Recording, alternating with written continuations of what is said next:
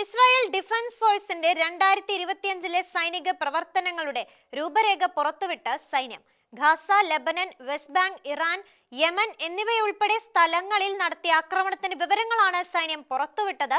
എല്ലാ യുദ്ധമുഖങ്ങളിലുമായി ഏകദേശം 430 ഓപ്പറേഷനുകൾ നടത്തി. ഗാസ മുനമ്പിൽ മാത്രം ഏകദേശം 14,000 ഭീകരരെ വധിച്ചതായും IDFന്റെ റിപ്പോർട്ടിൽ പറയുന്നു.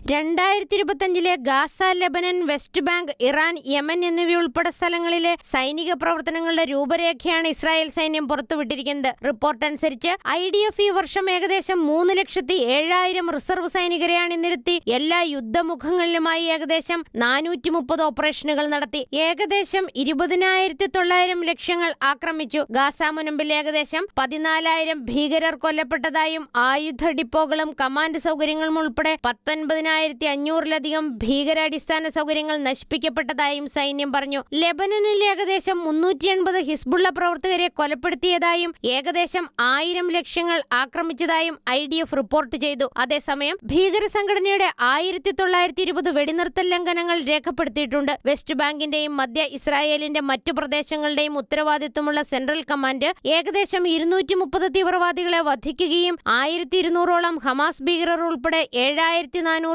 പേരെ സംശയാസ്പദമായി അറസ്റ്റ് ചെയ്യുകയും ചെയ്തു. 1,300-ലധികം ആയുധങ്ങൾ പിടിച്ചെടുത്തതായും ദശലക്ഷക്കണക്കിന് ഷെക്കൽ ഭീകര ഫണ്ടുകൾ പിടിച്ചെടുത്തതായും സൈന്യം വ്യക്തമാക്കി. 30 ഭീകരവാദികളുടെ വീടുകൾ തകർത്തു. ആകെ 80 ബ്രിഗേഡ് തല ഓപ്പറേഷനുകൾ നടത്തി. ഇറാനിൽ നടത്തിയ ഓപ്പറേഷൻ റൈസിംഗ് ലയൺ എന്ന ഓപ്പറേഷന്റെ ഭാഗമായി ഡസൻ കണക്കിന് മുതിർന്ന ഭരണകൂട വ്യക്തികളും 11 ആണവ ശാസ്ത്രജ്ഞരും കൊല്ലപ്പെട്ടു. മുതിർന്ന ഹൂത്തി സൈനികരെയും സർക്കാർ ഉദ്യോഗസ്ഥരെയും ലക്ഷ്യമിട്ടുള്ള യമനിലെ ആക്രമണങ്ങൾ എന്നിവയുൾപ്പെടെയുള്ള വ്യോമാക്രമണങ്ങളെക്കുറിച്ചും റിപ്പോർട്ട് വിശദമായി വിവരിക്കുന്നു. ആഭ്യന്തര മേഖലയിൽ 1,500 മൊബൈൽ ബോംബ് ഷെൽട്ടറുകൾ വിന്യസിക്കൽ, 200 പൊതു ഷെൽട്ടറുകളുടെ നവീകരണം, Home Front Command emergency hot ലൈനിലേക്കുള്ള 1.5 ദശലക്ഷത്തിലധികം കോളുകൾ കൈകാര്യം ചെയ്യൽ എന്നിവയുൾപ്പെടെ വിപുലീകരിച്ച സിവിൽ പ്രതിരോധ നടപടികളും സൈന്യം എടുത്തു കാണിക്കുന്നുണ്ട്. ഈ വർഷം യുദ്ധത്തിൽ 91 സൈനികർ വീരമൃത്യു വരിച്ചതായും 821 പേർക്ക് പരിക്കേറ്റതായും IDF റിപ്പോർട്ടിൽ പറയുന്നു.